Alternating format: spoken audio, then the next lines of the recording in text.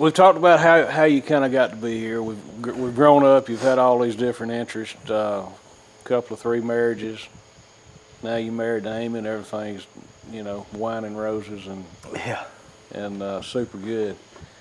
I remember when you had 3,500, 4,000 viewers. Yeah. Not viewers. What do you call it? Subscribers. Mm-hmm. I said, man, really, you got 4,000 people? Yeah. I thought that was great. Yeah. There's 4,000 people around the country that are interested in what you're doing.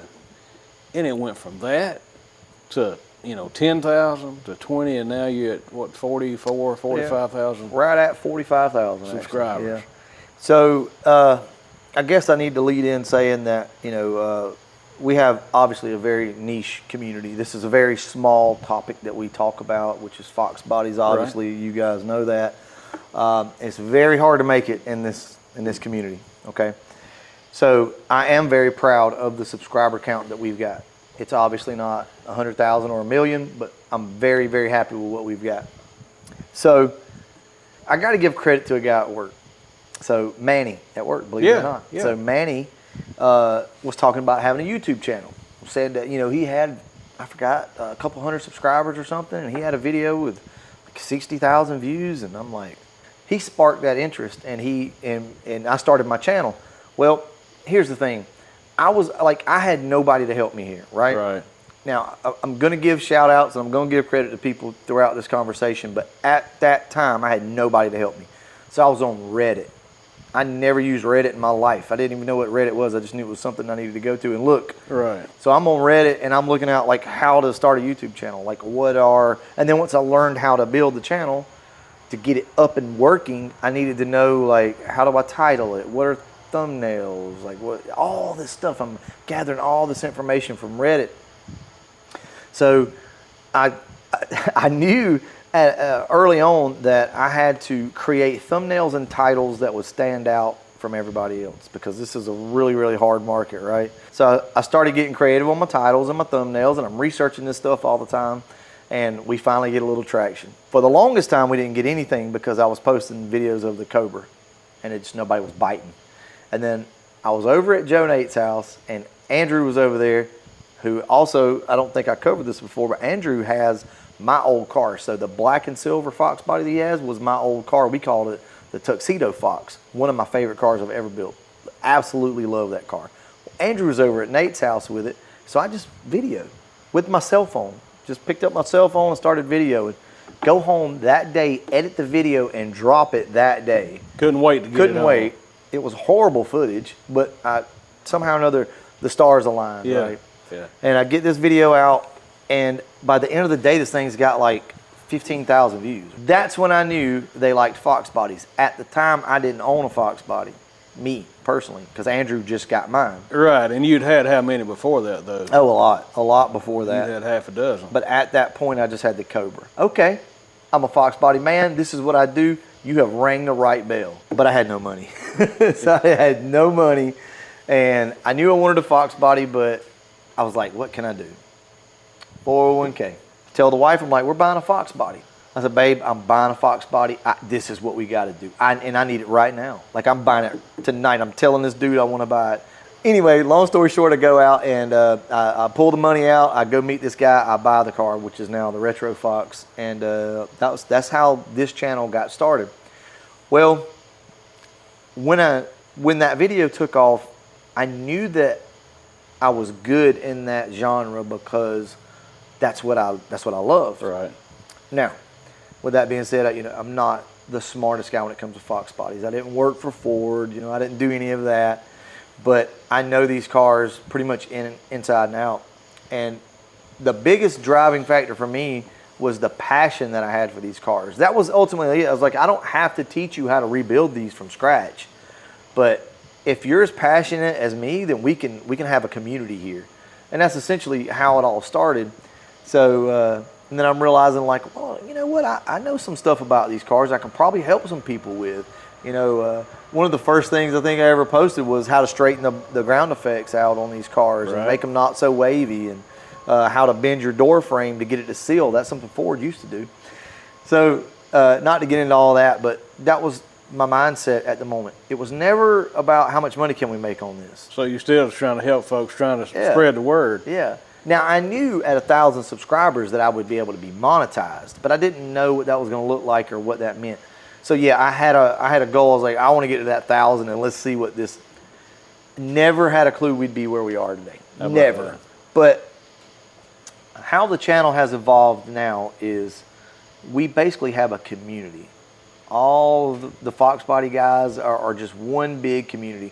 The other channels, we all work together, and it's just evolved into in an organic way to where it's what we have. So right even now. then, you're not really competitors, but the others who do the same thing you do with the same car, y'all work together and share ideas. We do. As a matter of fact, I was on the phone today with Neo Mustangs and with Foxcast Media. I mean, we talk almost every day, right? We work with some of the same sponsors, and it's a little different the way we do things on our channels, because typically, if you were a sponsor, you would see us as not rivals per se, but we would be competing against each other for that sponsorship, right? But we work with a lot of different sponsors. Here's the thing. We all work together with these sponsors, and that's different. That's not usually the way it works. I'm not saying nobody's ever done that before, but it's typically not the way that The works. others, they're usually trying to compete to see who can get more. I mean, Yeah. because everybody, wants as much as they can get, I guess. Exactly. Who can get that sponsor? But we literally have conference calls, three-way calls, while we're talking to a sponsor with us right. on the phone, and that's just so cool because it lets them know that we're in this together. I remember the first Ford takeover. Yeah. That's what it was, Yeah. wasn't it? And you were telling me you were going to it and taking the car and going to visit everybody, and then you came back with a video. I knew then it's going to be a big deal. Yeah. Because I knew when the people got to meet you, he, when you meet him, he's the same thing that you see right here. It's not a. It's not a front. He don't know. It's not a front. He don't put on a different shirt and a hat and all of a sudden turn into brutal. No. He's that way every day. Every day. Every day at work. You really are the real deal. And I knew when people got a chance to meet you and see that guy that they see on the videos, that it was going to grow. You were honestly one of my biggest supporters. You and my wife. I don't know that Jimmy knows how much he's affected me and helped me throughout this whole deal. He's been there by my side this whole way, telling me I can, you can do this, man. I got faith in you, and it's really helped me.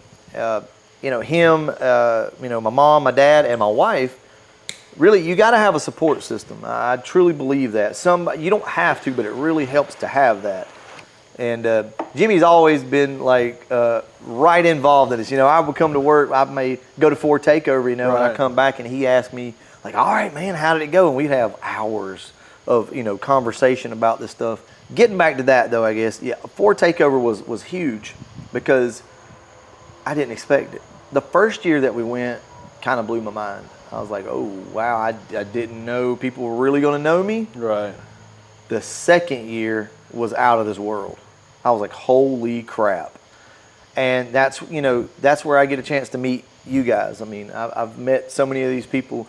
They come up, they bring their kids. I get to take pictures with them, occasionally sign an autograph or something. That to me, I want to say this. This is the biggest thing. When people come to me and they say that you helped me on another level, you helped me, really drives home the fact that this has turned into something more than I ever thought it would. So many people have come up and said that I've inspired them. If it's just to get another Mustang, get it running, work on it, whatever the case may be.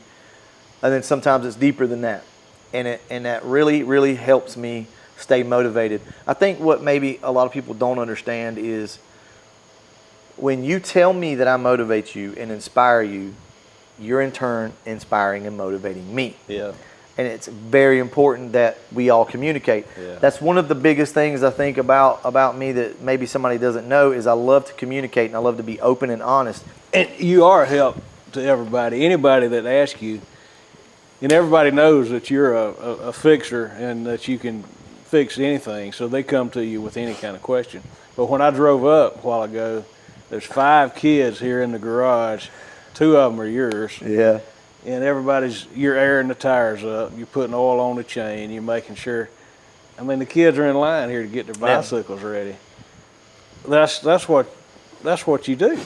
Yeah, Whether it's fixing the bikes for the kids, it is, or helping somebody get a car fixed, or talking them through something. You know, I am. I like to try to fix shit. I'm not. You know, here's the thing. I'm not the best at it. Nobody is. Nobody is the best. But I just enjoy doing what I do, doing what I love. And there again, you know, you don't have to be the best at your craft. You just got to be passionate about it. You got to love it. You got to like it. You got to like it. All right. So we started from you got to the first 100, and then you were happy, and you said, "Oh, we definitely got something going." Then you get to 4,000, 5,000, and now it's 45,000 people. There's at least 45,000 people in this world that are interested in what you're doing. 2,000 was really big. Okay. Because it's like, you know, you made it your first 1,000 and you get monetized, but can you go further than that? Or is that just where you're going to stay? And when we hit 2,000, I knew we were going to continue to grow. And I started, actually, I want to say I got my LMR sponsorship with like 2,500 subscribers. Okay. Or something. Yeah, we were really small. That's pretty big time, man. Yeah. LMR is big time for it. Was pretty cool. It may have been more than that. I'm not sure, but I know we were really small. I got some other sponsors going. Talking about sponsors, and I know there's been one or two that you have not worked with because that wasn't. Yes. It wasn't what you wanted to do. You're going to do it your way. Yeah. And it's going to be good for everybody, or you're not going to do it.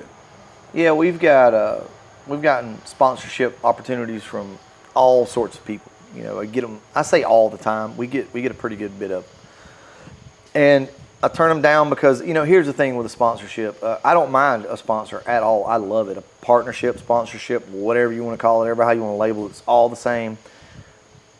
If I want this item, I will take it and I will review it and I will show it to my people. I will put eyes on this item for that company. Right.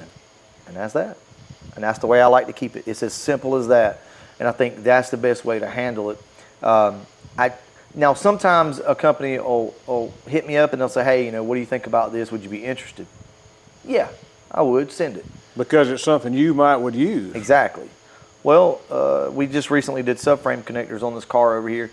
And I was actually a pretty big advocate for, like, not buying them. You know, just, I wasn't against them, but everybody's like, why don't you have subframe connectors? Well, I've never really needed them and no big deal to me. Well, this company reached out, and well, a lot of people have given me a hard time about it throughout the years. Like, why don't you have subframes? So Stifler's hit me up, and they're like, hey, we're going to send you some of these subframes if you want them. I was like, hey, actually, yes, I do. I really I'm curious about them. I want to get some, so I got them for the car, put them on here, installed them, and then just mainly it's the install portion, and then I'll tell you if I like them or not. Here's the thing. It seems fake, I think, for a lot of people, but like, I like most anything. I'm a pretty easy guy to please. Yeah. So when I put stuff out and I tell you that I like it, it's because I do. And that's been the goal of the channel, is to put products out in front of people that I use and just get eyes on it, because a lot of times there's a cheaper alternative. Okay. And that's something that I really want these guys to know about is, you know, you don't have to buy this when there's this option. You really are the Fox Body guy for the working man. Would you say that versus the guy that can really go buy anything you want? Because, yeah. I mean, you take a chunk of money, you can go buy a car that's done with the best equipment, the best parts, the best everything, and have somebody else do it. You ain't got to get dirty. That's right. But for the guy that wants to do it himself, or that has to do it himself, you're putting something together that he can do without spending a huge chunk of money. Well, it's going to be expensive anyway. Do it. There's no cheap way to do it. No, there's not. But there's a less expensive way to do it and still get a good product. You know, spend the money if you want to spend it. I'll always say that, you know, if you truly need to spend the money to make yourself feel better, and that's who you are as a person, then I'll never talk you out of that. But the issue comes in whenever you tell people that they should only buy these parts. And these parts may be very expensive, and or you can only do it this way. What happens in the community is people read this, and I think The guy that says you should have the best of the best, typically, like that person that makes that comment is typically the one that's going to be listened to over the shade tree mechanic guy that says, "Nah, man, seriously, you can do it for less if you hook a chain to a tree and use a come along. You don't have to buy that thing from Summit." They're not going to listen to that guy that's talking about a chain and a come along, right? Well, how many years did you work without Oh my God. without a nice Cadillac lift here? Well, there's a reason why I'm saying a tree with a chain and a come along down a dirt road, because I did it. You did I it. pulled my engine out of my 93 that way. My goal is to keep the garbage out of my subscribers' heads, right? I don't want all this misinformation spread out there making you spend more money, right? I do what I do to show you that it works, and then there's no argument, right? That's something that I wanted to do in the very beginning. Was I've always had people tell me you can't do something a certain way, or don't do it that way, you need to do it this way. Or my favorite, that won't work if you do it that way. I'm not the one for that. I will show you that it can be done. And that was the whole goal, right? Was to do the things that people say, oh, you can't do. You can't paint a car outside or in the garage. Like, it's going to turn out like crap. You can't do. You can, and I'm going to show you can. And that's like it, right? If there's anything that I'm about, Right. that's what I want my guys to know, my community to know, is yes, you can. It's that simple.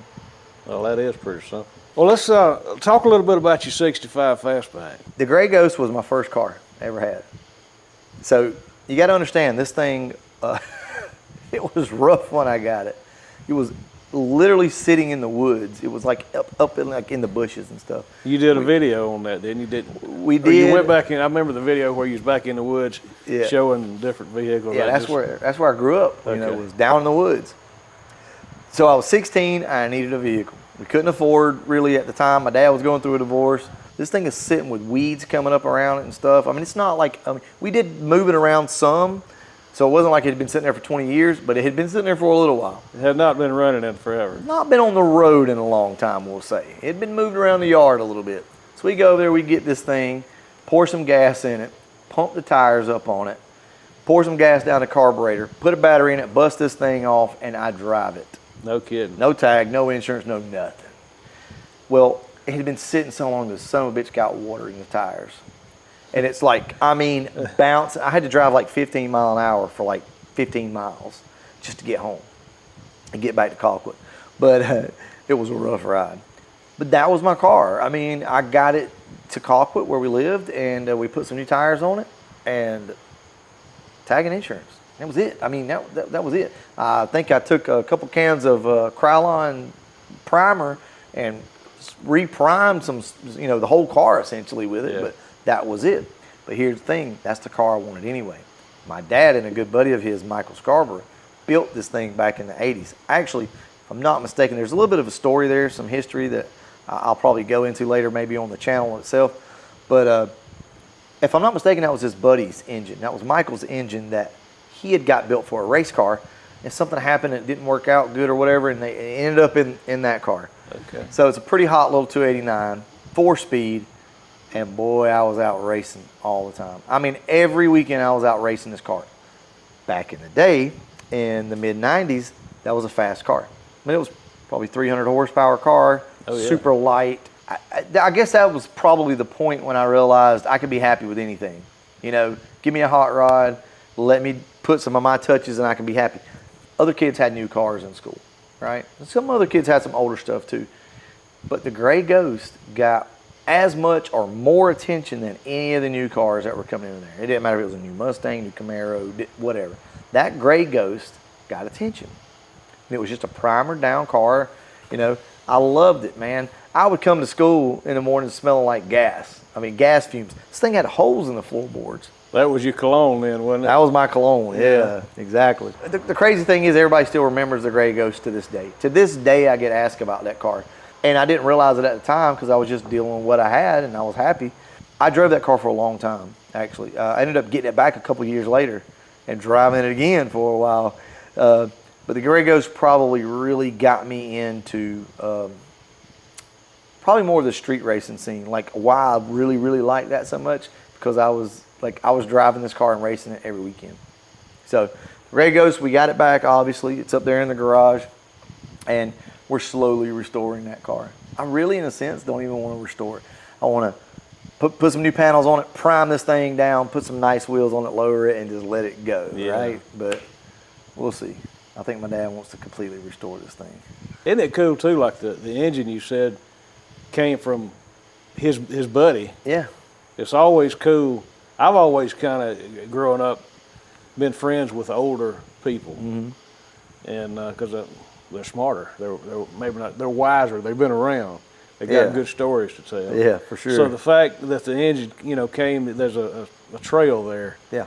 And now having that. Well, and I didn't know that until I think earlier this year. I found out. I thought that was a motor that they had built together, but from what my dad remembers, it was his buddy's engine that they were going to put in another Mustang, and I think something happened with maybe the heads or the cam. That's what it was. It was something to do with the camshaft, and it got pulled out, and somehow or another, I think my dad got it. And I'm like, that's cool. I thought it was just an engine that y'all two built in the backyard, but it's actually got more of a story to it. And him and his buddy Michael were huge Mustang guys from day one, man. My dad there was actually a twin to the 65. Both cars were identical. They were maroon and gold. My dad owned both cars at the same time. One was a nice car, and then you had the Gray Ghost, which was a little, you could still see some red on it from where it was originally red, but there was an actual twin to that car. Well, the other one won a lot of car shows, actually, believe it or not, and he sold it to a guy and ended up wrecking it. Oh, man. Totaled the car out. So that car was gone, and then all we had left was a Gray Ghost, but people see that car on the channel, they're like, oh, that thing's rough. But it's been rough since the 90s. I mean, it's been rough since the 80s. I mean, it was rotted out back then, That'll mean something to both of y'all. Yeah, for sure. To get that thing, whether you completely restore it or whether you just get it to. Yeah, that's something that we're going to jump on here pretty soon. We're working on my dad's car currently right now, his Fox body. But yeah, we're gonna get on that here pretty soon, and probably in the fall.